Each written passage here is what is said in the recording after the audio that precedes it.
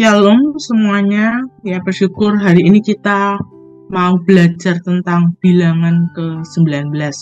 Bilangan 19, Tuhan berfirman kepada Musa dan Harun, inilah ketetapan hukum yang diperintahkan Tuhan dengan berfirman, katakanlah kepada orang Israel, supaya mereka membawa kepadamu seekor lembu betina merah yang tidak bercela, yang tidak ada cacatnya, dan yang belum pernah kenakuk. Dan haruslah kamu memberikannya kepada Imam Eleazar, maka lembu itu harus dibawa keluar tempat perkemahan lalu disembelih di depan imam.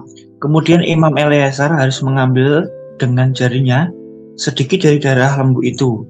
Lalu haruslah ia memercikkan sedikit ke arah sebelah depan kemah pertemuan sampai 7 kali. Sesudah itu haruslah lembu itu dibakar habis di depan mata imam. Kulitnya, dagingnya, dan darahnya haruslah dibakar habis bersama-sama dengan kotorannya. Dan imam haruslah mengambil kayu aras, hisop, dan kain kimisi dan melemparkannya ke tengah-tengah api yang membakar habis lembu itu. Kemudian haruslah imam mencuci pakaiannya dan membasuh tubuhnya dengan air. Sesudah itu masuk ke tempat perkemahan dan imam itu najis sampai matahari terbenam. Orang yang membakar habis lembu itu haruslah mencuci pakaiannya dengan air dan membasuh tubuhnya dengan air, dan ia najis sampai matahari terbenam. Maka seorang yang tahir haruslah mengumpulkan abu lembu itu dan menaruhnya pada suatu tempat yang tahir di luar tempat perkemahan, supaya semuanya itu tinggal tersimpan bagi umat Israel untuk membuat air pentahiran. Itulah penghapus dosa. Dan orang yang mengumpulkan abu lembu itu haruslah mencuci pakaiannya, dan ia najis sampai matahari terbenam. Itulah suatu ketetapan untuk selama-lamanya bagi orang Israel dan bagi orang asing yang tinggal di tengah-tengahmu.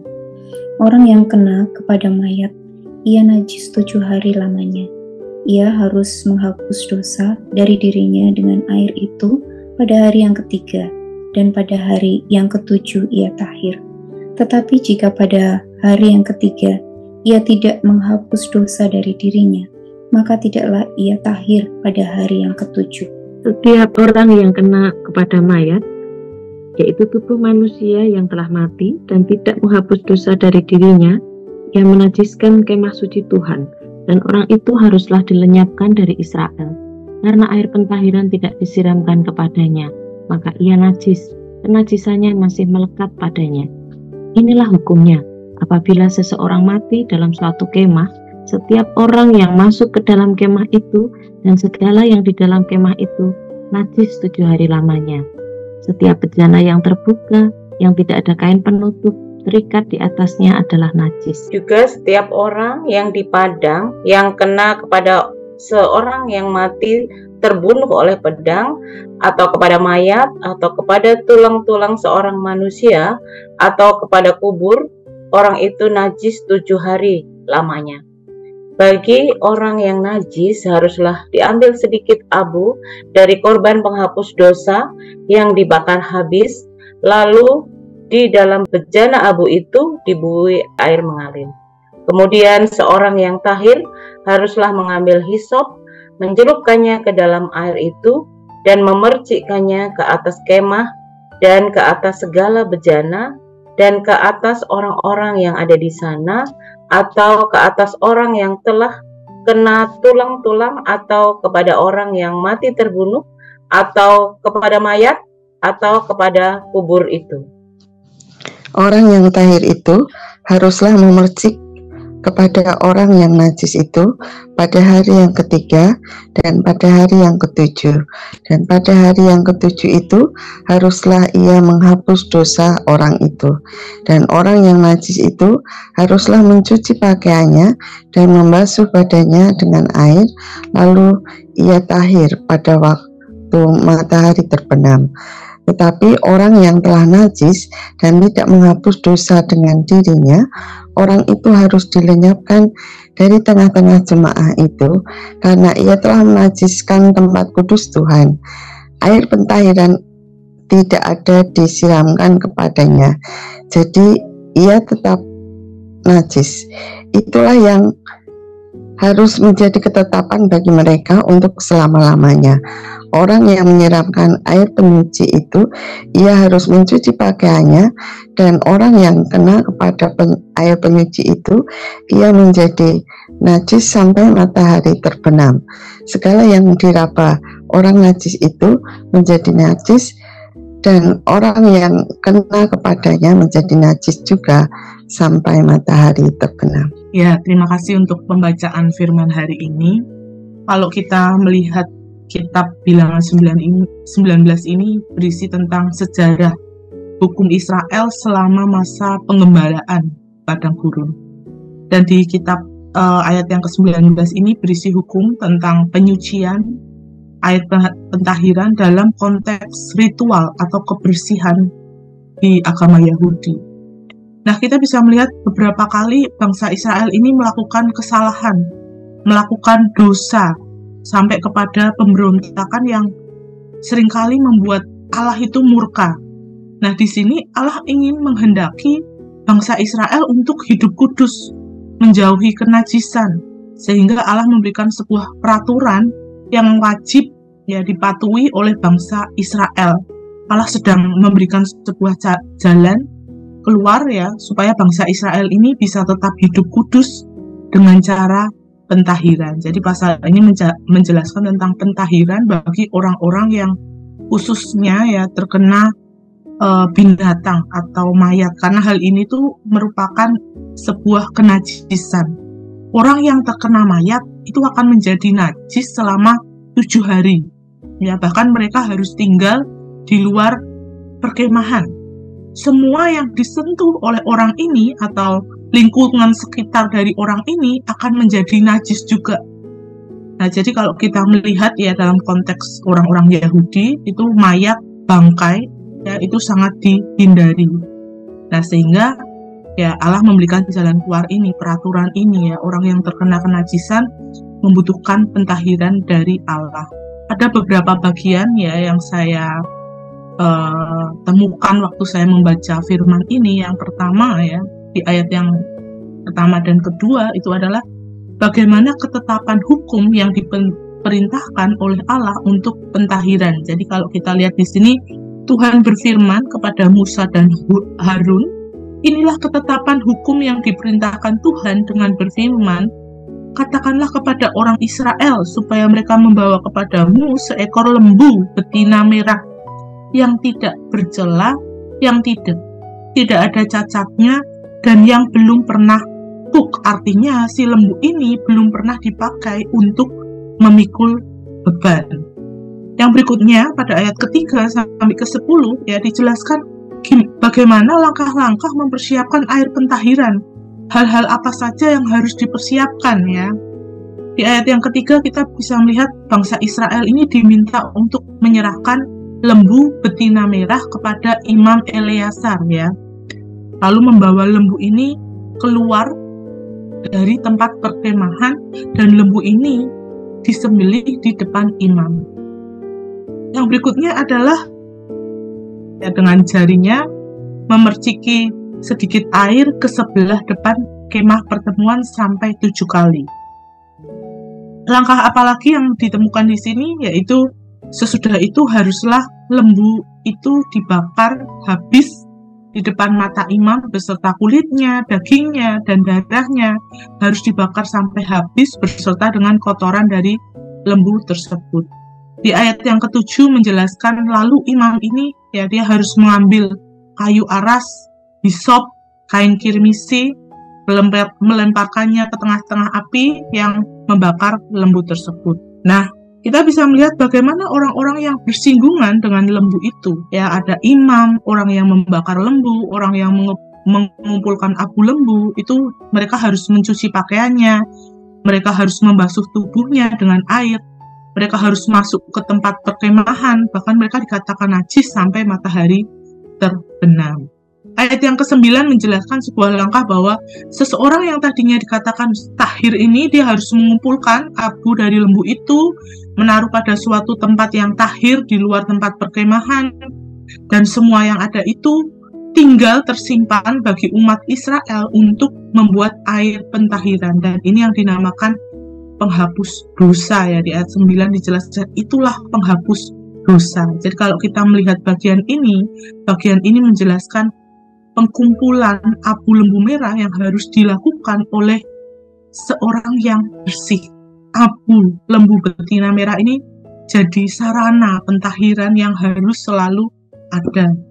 Di sini katakan bahwa ketetapan yang diberikan oleh Allah ini adalah ketetapan untuk selama-lamanya bagi orang Israel dan orang-orang asing yang berada di tengah-tengah mereka.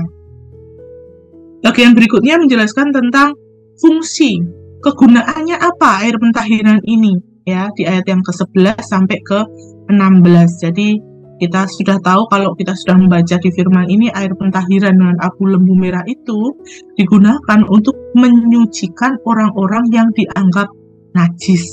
Nah, di ayat 11 ya diberikan gitu ya clue ya, siapa saja orang-orang yang dianggap najis ya. Mereka adalah orang yang terkena mayat ya. Orang yang terkena mayat ini dia dianggap najis selama 7 hari. Ya, dan orang yang dianggap najis dia harus menghapus dosa dari dirinya dengan air pentahiran pada hari yang ketiga. Ya, ketika mereka menghapus dosa pada hari yang ketiga, mereka akan dianggap tahir pada hari yang ketujuh. Tetapi jika pada hari yang ketiga ya mereka tidak menghapus dosa dari dirinya, maka mereka tidak akan dianggap tahir pada hari yang ketujuh. Nah, ayat berikutnya dijelaskan siapa saja lagi yang dianggap najis ya. Setiap orang yang terkena mayat ya, tubuh manusia yang telah mati. Orang-orang ini ya mereka dianggap menajiskan kemah suci Tuhan ya. Jika dia tidak menghapus dosa dari dirinya, bahkan mereka harus dilenyapkan dari Israel. Maka ya air pentahiran ini harus disiramkan kepada orang tersebut ya. Kalau air pentahiran ini tidak disiramkan kepada orang tersebut, maka ia dikatakan najis ya. Kenajisan masih melekat pada tubuhnya, pada dirinya. Yang berikutnya adalah jika ada seseorang yang mati di dalam suatu kemah dan orang yang masuk ke dalam kemah itu, semua yang ada di dalam kemah itu mereka dianggap najis atau semuanya dianggap najis selama 7 hari. Yang berikutnya adalah setiap bejana yang terbuka dan tidak ada kain penutupnya terikat di atasnya itu dikatakan najis. Di ayat ke-16 kita bisa melihat setiap orang yang ada di padang yang kena kepada seseorang yang mati terbunuh oleh pedang, mayat, kepada tulang-tulang seorang manusia, kepada kubur, mereka dianggap najis selama 7 hari lamanya. Bagian berikutnya kita bisa melihat syarat apa yang harus dilakukan bagi orang-orang yang dianggap najis atau tidak suci ya, di ayat yang ke-17 sampai ke-19. Jadi orang-orang ini ya harus melakukan apa orang-orang yang dianggap najis ini? Orang-orang yang dianggap najis, dia harus mengambil sedikit abu dari korban menghapus dosa itu yang sudah dibakar tadi sampai habis. Lalu di dalam bejana, abu itu harus dibubui air mengalir. Lalu orang yang tahir, dia harus mengambil hisop, mencelupkan ke dalam air, memercikan ke atas kemah, ke segala bejana, kepada orang-orang yang ada di sana, ke atas orang-orang yang telah kena tulang-tulang atau orang yang mati terbunuh, mayat dan kubur. Orang yang tahir ini dia harus memercikan kepada orang yang najis pada hari yang ketiga ya, dan pada hari yang ketujuh ya dia harus menghapus dosa orang itu. Orang yang najis ini harus mencuci pakaiannya, membasuh badannya dengan air, dan dia akan menjadi tahir pada waktu matahari terbenam. Yang terakhir kita bisa melihat bahwa ini adalah sebuah ketetapan ya tentang pentahiran bagi bangsa Israel ya. Ayat 20 menjelaskan orang yang najis dan tidak menghapus dosa dari dirinya, orang tersebut harus dilenyapkan di tengah-tengah jemaat karena orang itu sudah dianggap najis ya, atau menajiskan tempat kudus Tuhan. Maka itu air pentahiran ya, kalau tidak disiramkan kepada orang tersebut tetap dianggap najis. Ayat 21 dan 22 menekankan bahwa ini suatu ketetapan bagi bangsa Israel yang harus dilakukan selama-lamanya. Jadi orang yang menyiramkan air penyucian, dia harus mencuci pakaiannya. Orang yang kena air pencucian, dia menjadi najis. sampai matahari terbenam, dan segala yang diraba orang najis, dia menjadi najis sampai matahari terbenam. Nah, kalau kita melihat dari bilangan 19 ini, kita bisa melihat ya bahwa pentahiran menjadi sebuah syarat peraturan yang harus dilakukan untuk memperbaiki hubungan manusia dan Allah. Air penyucian dengan lembu merah jadi simbol pemurnian dari dosa. Jadi Tuhan ya menghendaki orang yang najis menjadi tahir. Tujuan utama ini menjadi tujuan utama dari hukum Taurat, pembakaran lembu betina. Ya, pembakaran lembu betina ini jadi sebuah lambang dari kematian, penderitaan Kristus. Jadi Kristus tidak hanya membayar lunas, tapi dia juga membersihkan. Ya, kita bisa melihat lembu yang dicari itu adalah lembu betina merah yang tidak boleh bercacat. Ya, ini bisa melambangkan bahwa kemurnian Yesus itu tidak bercerai. Ya, Yesus itu adalah sempurna tanpa dosa. Nah, kita bisa melihat amanat teksnya. Amanat teksnya adalah yang pertama, Tuhan menghendaki orang yang najis menjadi tahir. Ya, darah Yesus telah menebus dosa manusia, mentahirkan. Yang kedua, kita ya perlu menjaga ketaatan terhadap hukum Allah. Ini adalah hal yang penting ya. Hal yang harus dilakukan dalam hubungan antara manusia dengan Allah. Air penyucian jadi simbol dari pemurnian dari dosa. Hukum yang ada menjadi bagian penting dari perjanjian antara Allah dan bangsa Israel. Aplikasinya adalah, apakah saudara sebagai orang percaya ya sudah disucikan oleh darah Yesus? Yang berikutnya adalah, apakah saya, saudara, sudah mematuhi perintah Allah? Nah, demikian firman Tuhan hari ini. Ya, terima kasih untuk Kesia yang sudah menyampaikan firman Tuhan. Ialah kita mensyukuri anugerah Tuhan bahwa di dalam Yesus kita sudah ditahirkan melalui darah Yesus, penebusan Yesus di kayu salib yang membuat saat ini kita boleh layak untuk terus ada di dalam Dia. Karya terbesar dalam hidupku.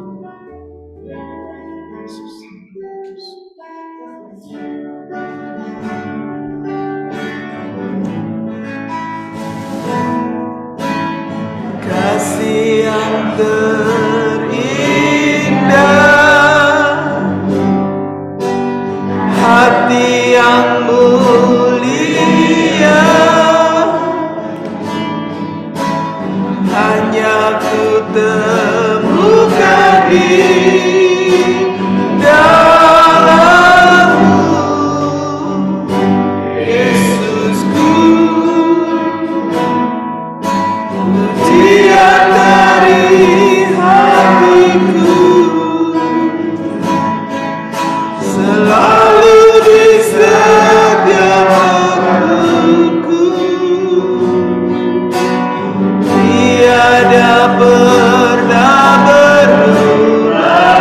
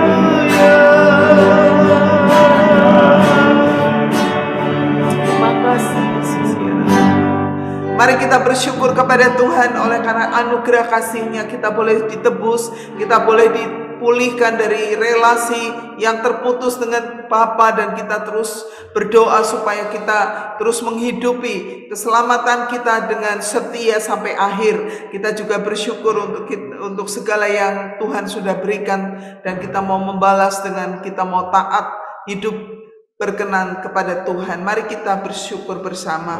Bapa di surga, aku mengucap syukur kepadamu Tuhan, oleh karena kasih kemurahan Tuhan, aku saat ini boleh diselamatkan. Aku sudah ditebus dari segala dosa-dosaku karena segala kepengorbanan anugerah Tuhan Yesus dalam hidupku. Oleh sebab itu Tuhan, kami mau supaya kami terus menghidupi panggilan keselamatan untuk setia sampai akhir mengiring Yesus. Dan kami Tuhan memperoleh surga yang mulia. Kami terus berdoa supaya setiap kami senantiasa diberikan ketaatan untuk melakukan apa yang menjadi bagian daripada hidup kami sebagai orang-orang ketebusan Allah di dalam Yesus Kristus. Terima kasih Tuhan, terima kasih. Di dalam nama Yesus kami berdoa, kami mengucap syukur. Terima kasih Tuhan.